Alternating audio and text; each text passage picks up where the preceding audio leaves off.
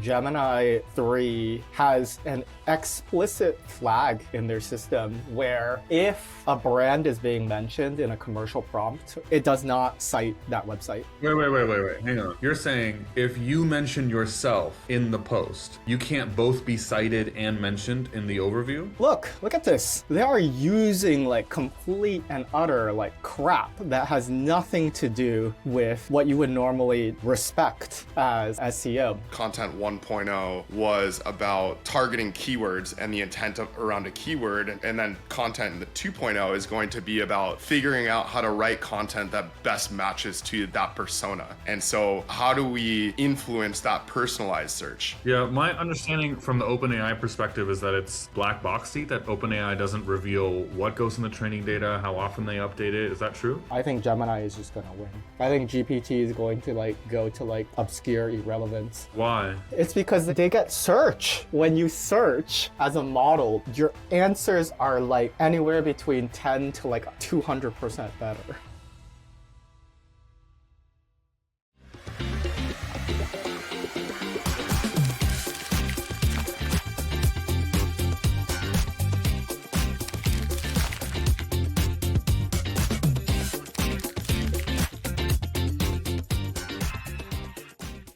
So what we found after running, like tens of thousands of prompts was that Gemini 3 has an explicit flag in their system where if a brand is being mentioned in a commercial prompt, it does not cite that website. So if you look at like best SEO tools, like yes, you might occasionally get Ahrefs like own blog posts like mentioned because Google does still perform the search and it would be like captured in that like mechanism, but they're explicitly ignoring basically like if we were to write best, SEO tools at Clearscope, then we cannot get a citation because Clearscope's being mentioned as like one of the top like tools within SEO. Which then kind of defeats the purpose of a bunch of content. That You're saying if you mention yourself in the post, you can't both be cited and mentioned in the overview? I am saying if Google is citing or if Google is mentioning your brand, like SEMrush, Ahrefs, Surfer, Clearscope, Phrase, whatever, then you cannot qualify to be a source for that keyword. Oh, I see. So you're saying here, best SEO tools, the AI overview mentions SEMrush, Ahrefs, SEO. And then if you look on the right, you have US so Chamber of they will Commerce. never be a source here. It's not never, but it's very dramatically suppressed currently. That's interesting because when we look at like best content marketing agencies, are like for SaaS, we're like one of the top sources and we're mentioned. Really? So maybe it's just like a software thing. Yeah, maybe. Unless we're not mentioned today. Oh, there we are. Yeah. Well, are you mentioned? Or are you cited? Oh, you are. Yeah, okay. Yeah, we're actually seeing that a decent amount, actually.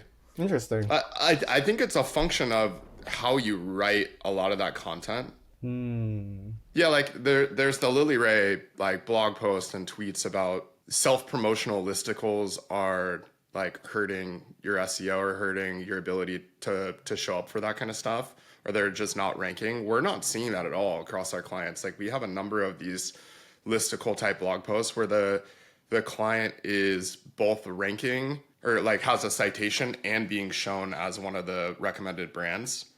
And I think it's just a function of how the post is written. Like I think a lot of the posts that maybe she was talking about were like clearly AI, clearly self-promotional, not identifying themselves as the source of information. Like in the way that we write all of them, we're explicit in saying, here's why we're putting ourselves as number one, or here's why we're ranking things this way.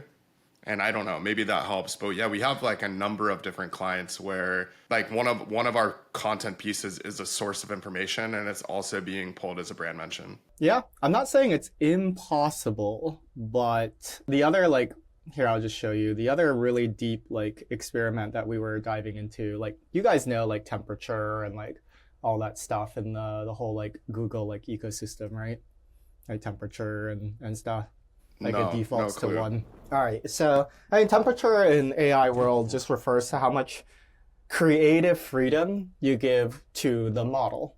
So Okay. essentially, as you can see here, when I hover over it, Gemini 3 best results at default 1.0. So 1.0 is basically what most models like by default use, GPT, Claude, so on and so forth. 1 gives them a good amount of freedom, but it still provides guardrails that, 2, like 2 is just like, make stuff up.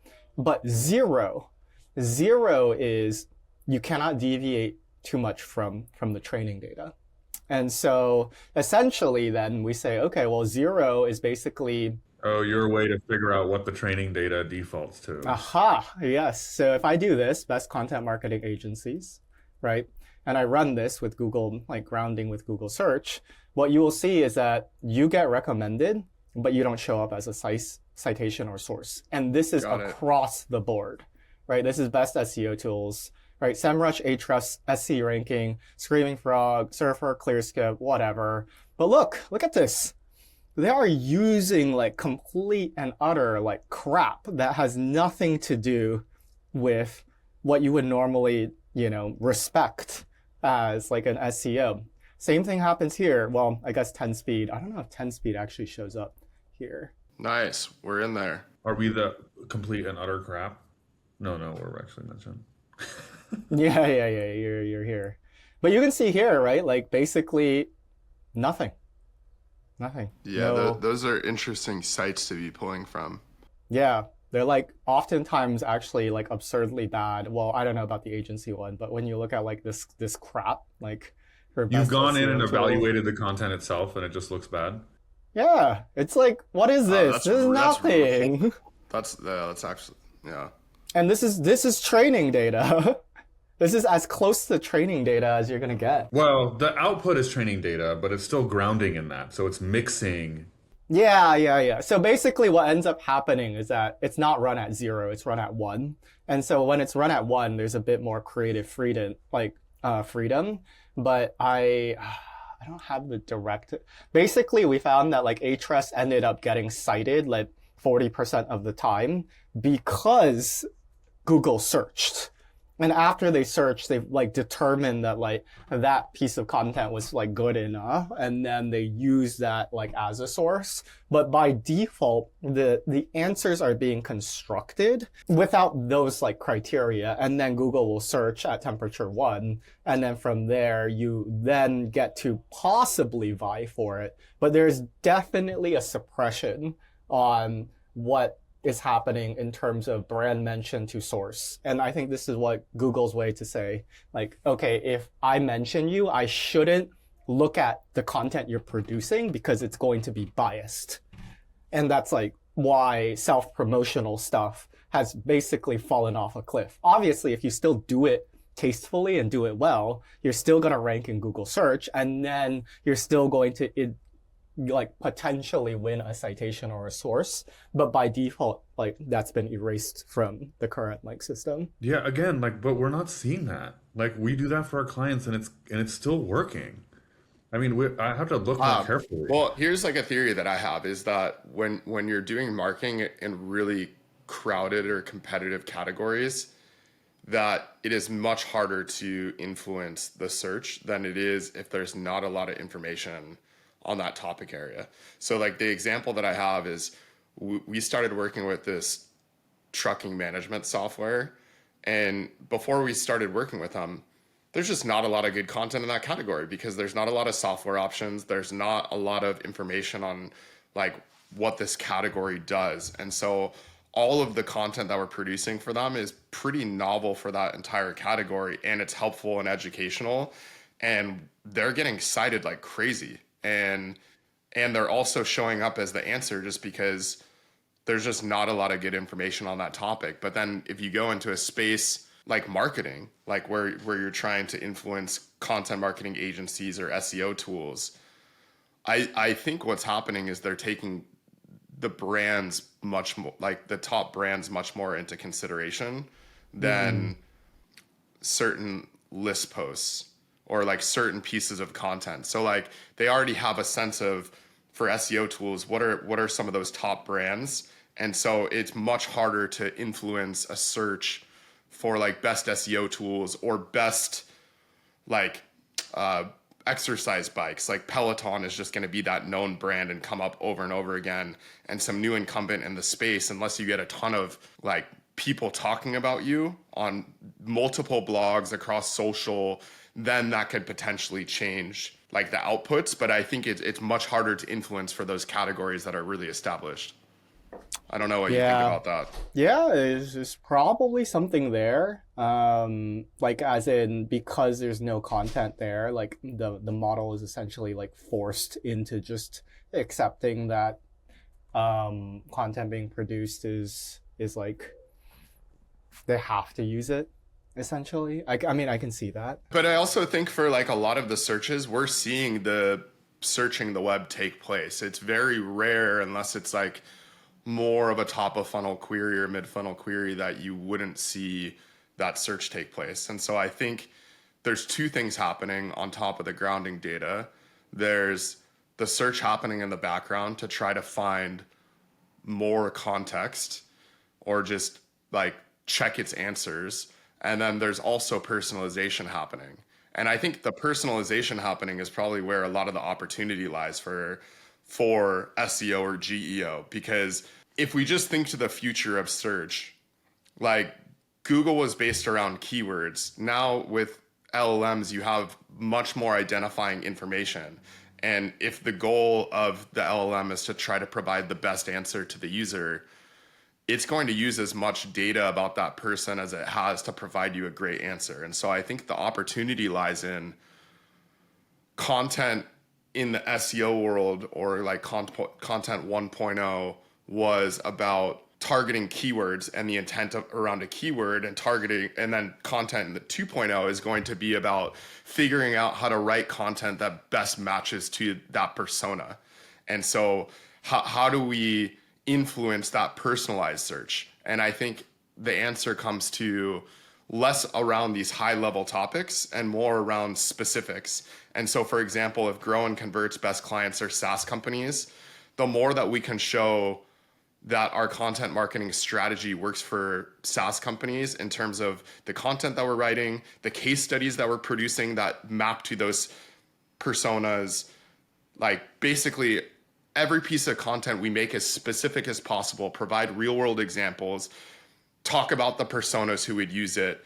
I think that's going to influence the search a lot more down the road, because if someone's saying, hey, I'm in a mid-market SaaS company and this is my role, I'm looking for an agency that can help me grow leads, it's saying, Grow and Convert's positioning is all around driving lead gen through content. And they have a bunch of case studies on their site that are also talking about serving that audience. I'm going to recommend this company because it best matches that like persona of the person searching. I'm on board with all of that. I think it's maybe just like the role of like informational content. So what you're talking about is what I've like kind of seen happen. It's just like at the end of the day, if Clearscope gets cited for like how to do SEO, like I don't know what's the marginal value of that. I mean, obviously I could like hypothetically and philosophically be like, okay, well, if we get cited, then, you know, the models must think, you know, Clearscope's a topical authority in whatever internal linking or whatever. And that's probably a good thing, but, you know, I'm not really getting traffic from it. Instead, you know, what I see are, what like we get cited for is like our pricing page or, you know, our feature like page.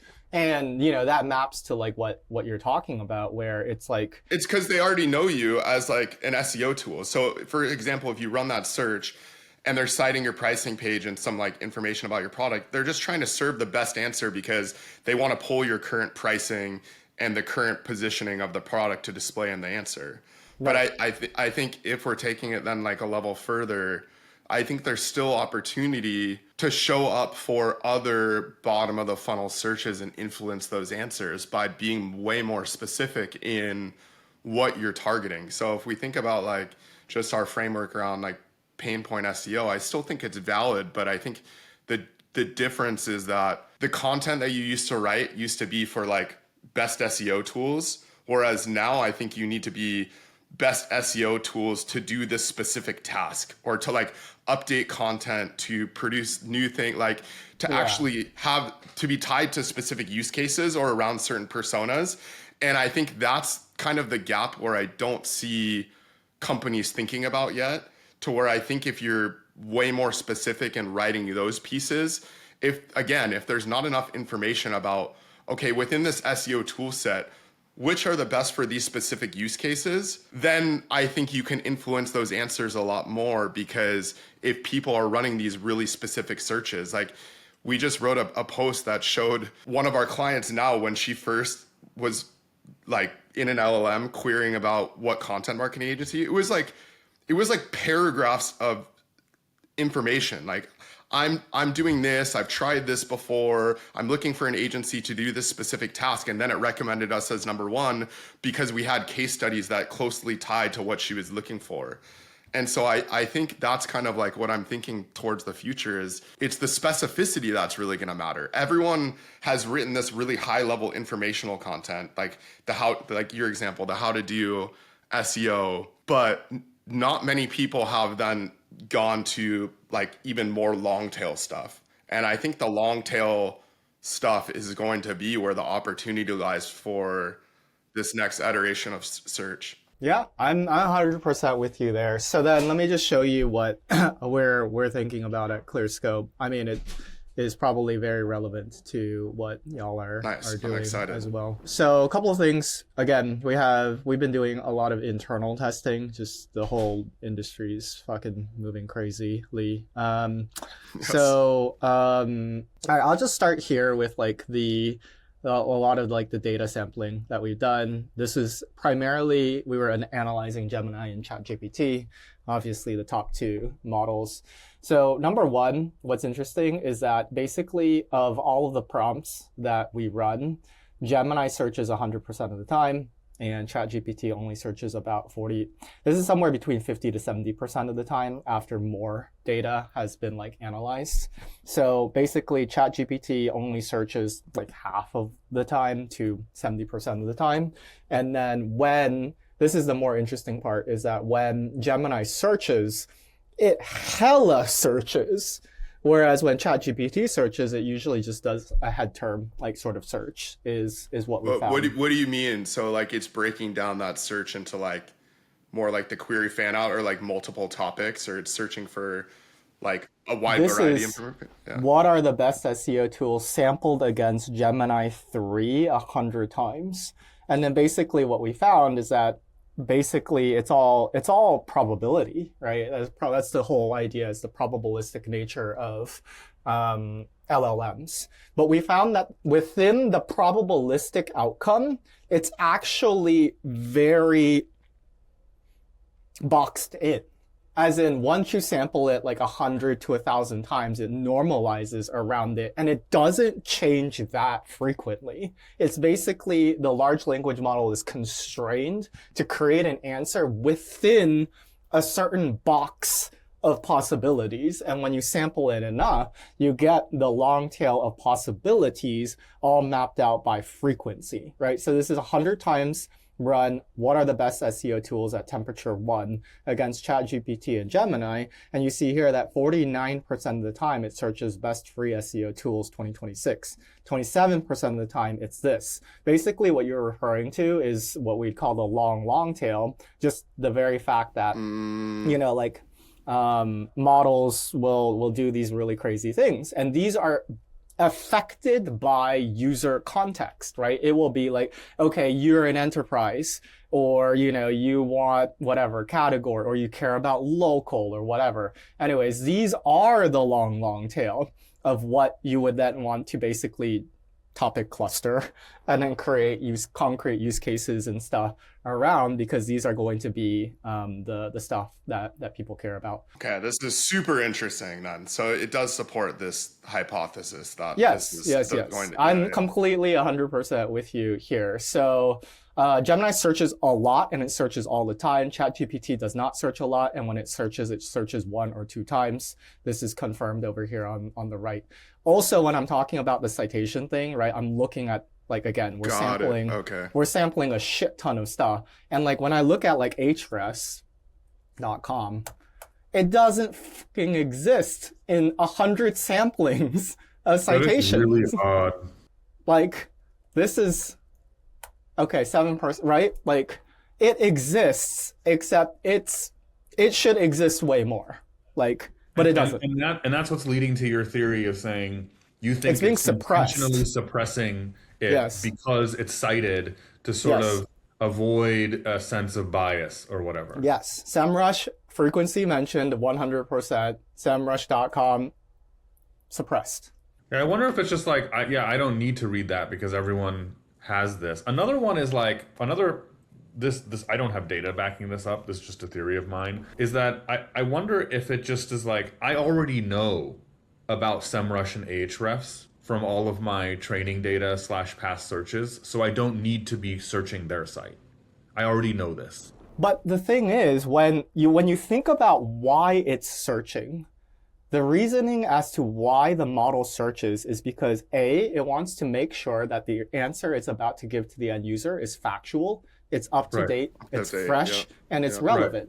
Yeah. In those cases, it should absolutely be looking at, like there was a time where ChatGPT would always do site:/semrush.com official site pricing features, like whatever, right? It's like, I need to know exactly what the site is saying because I'm about to recommend it. So it's actually disappeared. Like that search format has like disappeared from this like analysis bit.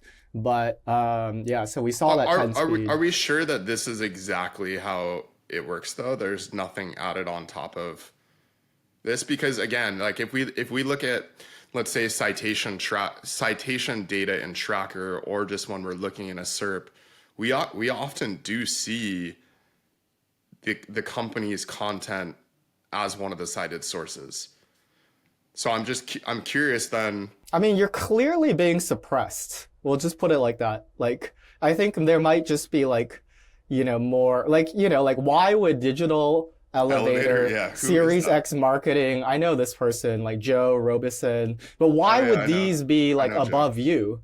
They shouldn't, except for the fact that when we look at this, you're here or there, Siege Media, like if we look at Siege Media, like 24, right? Like you're clearly being suppressed. Like there's some sort of suppression that's happening here. Like, yeah, Davish, what's the study that we just recently did? What is the piece around the brand side versus the prompt that we were talking about the other day? The one we haven't published yet with Caitlin? Yeah, because I wonder if that kind of like gives some hints here. That study is just ChatGPT, and we were looking at the overlap of what's ranking for the 2 fan out queries, it's like 2 to 4 that it shows up in the console, what's ranking there versus the citation list. And I think we found like there's a 25% of the things that are ranking for the fan out query are actually in the citation list. So then the answer is like, what about the other 75%? The question becomes, that means like the ones that are ranking, only 25% of them are being cited.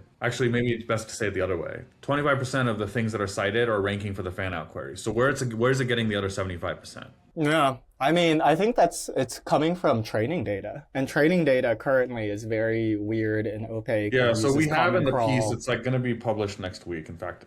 But wasn't there something about like the brands that are showing though? No, that's a different study. That's Rand's, and Rand just did like, he just had people ask a bunch of times, and there's this huge variance in the brands that it actually recommends. Yeah. Well, that's why we like sampled it like basically 100 times or tens of thousands of times to like understand that. And then what we found was that there is variance, but over a large data set, it's all normalized to probability. Like it all boils back down to like, I mean, this is all web searches, but you can imagine if we looked at it from a brand perspective, it's all different because that's the design, but the frequencies over a large period of time become normalized, and then that's like what you. I think that's what Rand concludes, is that like at first he's like, look, if you ask for the best dental CRM or whatever, there's like 87 different CRMs that are mentioned. So like, what are we even doing here, right? How do you optimize for this? But then later in the piece he says, but the top 3 are mentioned often, Like every time you ask, the top three are very likely to be mentioned over and over again. So if you become one of those like well-known brands, then it's bound to mention you over. Yeah, like you're saying Siege here is mentioned every single time. Yeah, almost every list, which is exactly what we see. So then the question becomes, how do you affect frequency? Yeah, how do you affect frequency is here. Like, this is our guess. This is our guess, right? It's your guess too. This is the long tail. It actually makes sense then, because like, so the answer is then you have to produce a bunch of really valuable content that people are sharing, and then also that people are writing about you as one of the top brands or like the influential brands in your category. Because if you couldn't affect that frequency rate over time, then those top brands would just always stay there, and there would never be a new product or a new service offering that competes in that category. And so marketing has to be able to affect the frequency that you're shown. Yeah. So anyways, lots of interesting stuff. This is super interesting. So we've been diving into this too, but this is even more interesting than the studies that we've been doing. Yeah, I mean, we're trying to figure out what's the product, and obviously you could benefit from this information too. So Gemini always searches. When it searches a lot. ChatGPT doesn't search that much. Yeah, this is very interesting. So we ran this over time, right? Over like 7 days. And basically what we found is that an initial sampling of like basically 100, basically from an informational query perspective, captured the 100% of searches that were run throughout the week. So, what is SEO? Basically perform no additional searches outside the control over a week. So it was basically a stable, right? Like, what is SEO is always going to be what is SEO, and therefore the range of searches never changes. A research-based intent would be like, how to do this. A fresh intent would be like, what are the latest SEO trends, or price of Bitcoin, or FOMC meeting, or whatever. And then a commercial would be best SEO tools. So then we saw, of course, fresh should search more, research searches a little bit less in terms of deviation from the control set, and then commercial actually doesn't search that much either. So that graph on the right, it means the gray means it's running those queries. The gray meant that within the first 100 queries that we've already captured all of those searches that was like that the model planned on running, and over the next 7 days, it came out with 17 to 23 in fresh and research, but only 70 to 23 new web searches. Yes, that's correct. And a new web search would be something that could be in the 1%, right? Like this. And so, yeah, it's like, even if it got a new search, the frequency of that search might be still really low. So this brings me to then, what about all these GEO hacks around posting on Reddit, the schema? To me, none of this stuff makes a lot of sense. No, it doesn't. I mean, you know how it goes. There's always charlatans and gurus, and maybe for pockets of time that works or whatever, right? For sure, but it's not a long-term strategy. And I find what's interesting is the metric of success that everyone has around GEO right now is, does it show up as a citation? Okay, great. But a citation doesn't influence an answer. Those are two different things. And so I feel like a lot of the case studies that people are showing, they're like, I produced this content and now it's being brought in as a citation source. Okay, the citation source for what prompt, first of all, because it can be used as a citation, but what is the actual prompt that's being run? No one's really talking about that. And then the other thing is if we're looking at those sources of information that it's pulling from, I'm not seeing too much social, or Reddit or these review sites. I can see maybe for that, when you ran best content marketing agencies, the second thing was reviews. So yeah, maybe looking at some review sites or trying to pull, or maybe it was for the tool. For the best SEO tools. Yeah, the best SEO tools, it was reviews. So then some of those review sites have influence there. Yeah, totally. Exactly. Totally. But it's so interesting because everyone's mind, I feel in the last few months has gone to these hacks, you need schema on your site, and all this stuff, and you're schema, it never made any TXT, it never made any sense, because you're if the LLM's already crawling the web and organizing information without schema, why does it need schema? Or why does it need any of this stuff? Yeah. Whatever. People are stupid and it's a new territory and there's a lot of FUD. So, Back to that gray and yellow graph. Yeah, this Does is that really still mean interesting. even the gray? It means that it's still like when a new user asks, it's still going to run those queries. They're just the same queries it was running in the previous 7 days. Is that right? so yeah, the gray means that they will still run these queries. They were just already So if captured. the SERP changes for those queries, it can affect what is influencing it. Correct. So there's only two reasons why you would go outside of the band, the initial band that we can like The initial band of different the control queries set. in Yeah, the space. initial control. There's three core reasons why this would occur. Number one is the training data or the model changes, right? Basically Google trains a new data set, and I think their recent data set is still like, till January of last year. Yeah, January of 2025, right? So they're already like a year and like a few months behind. So if that changes, then yes, you're going to see a large fluctuation in the same way that a core update would have a large fluctuation in SEO. So training data changes or model changes, right? Gemini goes from 3.1 Pro to 3.2 Pro or Flash or whatever, and you're going to see some fluctuation there. That's like bucket number one. Bucket number two is that because we know, right, that all these like models are searching, it's the search changes, right? So if a core update happens or if rankings fluctuate for whatever reason, then yes, you're going to start to see some deviation in terms of, what gets recommended and so on and so forth. And then the third reason is because it's the LLM itself, right? Like this, the fresh. The LLM itself decides that it needs more searching for this particular thing, which is why you start to see different shapes, right? Like this is a commercial prompt. What are the best SEO tools, right? And commercial doesn't actually A, search that much, and B, deviate that much. And so you kind of see this more like, head term to like, whatever, like curve. Whereas, when you look at, something like, I'm trying to see if I have like what is a credit score? It looks like this, right? It's a lot flatter, right? And so the LLM will reason about what it needs to search for. And if you just happen to be in a category where it's like, oh yeah, I need to do a lot more searches, like fresh and research, then it will, like evolve over time.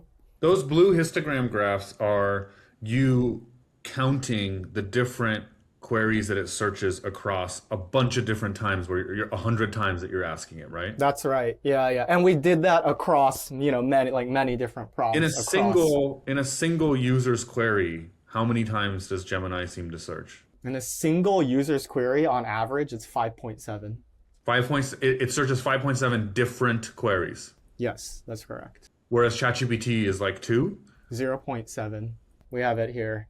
So ChatGPT on average, yeah, so now this is the more robust data set. It searched 77.3% of the time. When it searched, it only searched 0.77, whereas the average amount of web searches for Gemini is 5.7.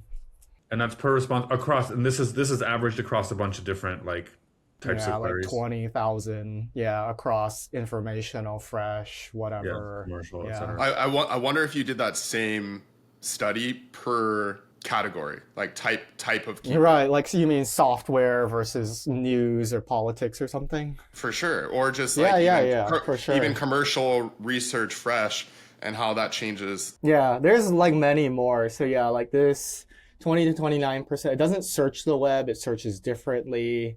So these emerge, but ChatGPT uses the same 2 to 4, zero evolution. Obviously, there's no evolution for Gemini, like informational.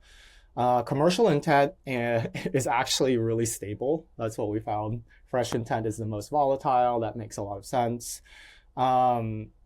This is probably the most interesting facet that I think, just from a pure like philosophical standpoint, is that the control run covers 72 to 81% of like the citations that are likely to be used. And the control run covers 86 to 100% of the daily brand mentions that are likely to like occur. You can see here. Define control run again. The control run is like the initial 100 response sample, and then we sample it 100 times, daily throughout the next like 2 weeks. And then it's like, okay, the control run basically covered, like the control runs across both basically cover the majority of what the model is likely to recommend and cite. So that kind of goes back to then Rand's study about like the 6 to 8 brands will be mentioned the most because they're likely part of that control run. Because they're part of the training data. Yeah. Exactly. It's basically the training data like guides all, and then the search, like this is basically saying that the search component only influences the model like about 20 to 30%. That's like what we're seeing, right? Or else it's all just like training data. Like if you asked it without any search, any whatever, it's just going to always respond within a band of like responses, and then the search affects it by like 20 to 30%. Is for Gemini and Google products or ChatGPT or both? This is because we like basically stopped doing like ChatGPT because we're just like, well, ChatGPT doesn't really search much. And so the conclusion with ChatGPT is twofold. It's either really easy to influence it because when it searches, it only searches like 1 to 2 times, like as you can see here. And so then you just need to win the head ranking and then you influence it. Or you can make the counter argument to say, okay, because it only searches once, there's actually way less surface area for you to affect what it's going to like, respond with. I was asking it a different angle. I think our work with clients and tracking sort of them across dozens of clients in our pieces through Tracker suggests to me that ChatGPT is using the results of those searches, it's weighting it less versus its training data than Google products. I think that makes sense. When we rank clients with our list post that everyone says is dying but seems to work extremely well for us and our clients, when we rank them, we get coverage and visibility in AIO and Perplexity way faster than ChatGPT, which suggests to us that ChatGPT is just using search less compared to its training data. It'll search, and in your study is suggesting it does a smaller number of different searches, but then how much is it weighting that, and when it's mixing with its training data, our data seems to suggest it's weighting it way less. Yeah. I would say if I were ChatGPT and I'm only doing one search, of course I'm going to weight that way less than if I'm Gemini and I'm doing like 6 to 10 searches. Yeah, and like this is a bit of a tail philosophical statement, but it also makes sense to me with the DNA and history of those companies. Google fundamentally was a search company, so of course they're going to rely on that more. Whereas ChatGPT, I could see why the DNA of the company would be like, we'll search, but we don't really need it. What we built is this really smart model. And so we're going to rely on our training data more. Right. Yeah. Like for this one, it didn't search, right? That's why there's no web search frequency over here. Which means, yeah, go ahead. I was going to say, if it doesn't search, you can't influence it. Like, unless you're influencing the training data, right? Yeah, so anyways. That's kind of what I wanted to go to is then like the big question for any business is then how do you influence the training data? And you're saying the training data updates with every model? The training data does not update with every model. It updates independently of models, and it's extraordinarily expensive. That's why you see Gemini 3 on January of 2025, Gemini 3.1 also January of 2025. You see all of them are January of 2025. And so the model, let me see, January of 2025. Yeah. So yeah, and this one's 2.5 flashlight previews. Yeah, so they update differently. There's an algorithm and there's a training data, and they're different. Yeah, my understanding from the OpenAI perspective is that it's like black boxy, that OpenAI doesn't reveal what goes in the training data, how often they update it. Is that true? Or do you have any insight? I actually honestly stopped looking so much at GPT because my analysis here and everything points to the fact that I think Gemini is just going to win. Like, I think GPT is going to like go to like obscure irrelevance. When they move to AI mode is what you're saying? Like it'll just win. Or why? Why? It's because they get search. Like when you search as a model, your answers are like anywhere between 10 to like 200% better. They're just better. Yeah. And they get free access to search and all the Google, like, everything that Google has Yeah, I mean, this going is a on. little bit philosophical and outside of like work for marketers, but that's true for all of this stuff, which is what about this, best for search type queries. Yes. ChatGPT people use for stuff completely different from that. Right.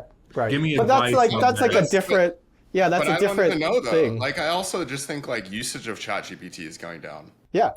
It's going to Claude for workflows and then Gemini for information retrieval. I canceled my subscription like last week because we just started using Claude for everything. I'm like, I just don't see a purpose to ChatGPT anymore. And I think that's the case with all these models. I think like what Bernard's saying, I think certain models will be used for certain use cases. Like Gemini is clearly the like productivity app or like the work winner. And even the lead that we got yesterday, she came from Gemini. And so she's in Gemini for some purpose for work as well, because it syncs to your Google Drive and it syncs to all your other products. Yeah. It's interesting that you do think that that's going to win. Oh, it's gonna for sure win. It's gonna for sure win, in my opinion. Like, and so that's why we're not even really like trying to build for ChatGPT like anymore. Anyways, that's just our own opinions and philosophy. Okay, this is like, in my opinion, the most fascinating component is that Gemini source URLs are essentially random after day one. So within sampling, what we find is that Gemini is actually just randomly pulling sources from like a huge bank of possibility. And what I feel like this means to me as like somebody from search is that this is basically Google doing user engagement testing. Like Google is basically rebuilding and rebuilding responses on the fly using different sources to then understand whether or not those responses are, positive sentiment, good engagement, and whatever the new rules of LLM engagement like looks like. This kind of correlates. I don't know if it means the same thing to you, but in the last 2 months, we've seen so much volatility in ranking positions and just like, once we publish something, it shows up on the first page and moves down. Like almost every day, it's been different. Yeah. Is that kind of what you're saying? They're like testing, like let's say any new piece of content that's published around the topic, they're now cycling through a bunch of different pieces to figure out which one's best. Yes. Not which one's best, but which one's best to be used to construct or influence the response that it was going to give back anyways.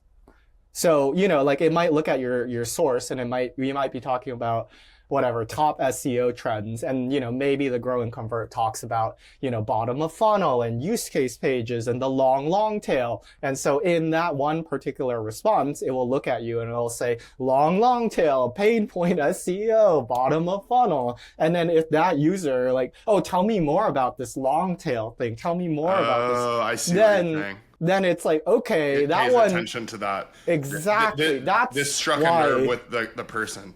I mean, this is so interesting because then it just makes the case for what I was saying at the very beginning, where the future has to be very specific, good information. Of course. Like that's tailored to the user. And I think like this whole wave of like use AI to produce content faster, but it's still just the same shit that we were producing before doesn't even really make sense. You can produce content faster, but like if we're looking at this, and I think this is kind of like we're in the process of writing a post right now just on like our content strategy for the future of like AI search. And it ties exactly with what we're seeing here with it. So it's validating for what we were thinking. But essentially you need to write very specific content around all those various topic areas, because I can imagine too, as time goes on, those weightings might change as the LLMs figure out when someone searches this, what do they actually mean by this? Exactly. Like, or like, what is the correct strategy, or what do people seem to latch onto, like your user engagement signals that you were just talking about. If you like this video, don't forget to subscribe. You can also get the audio-only versions of these shows wherever you get your podcasts, and you can follow us at growandconvert.com/newsletter for any articles and updates for when these videos come out.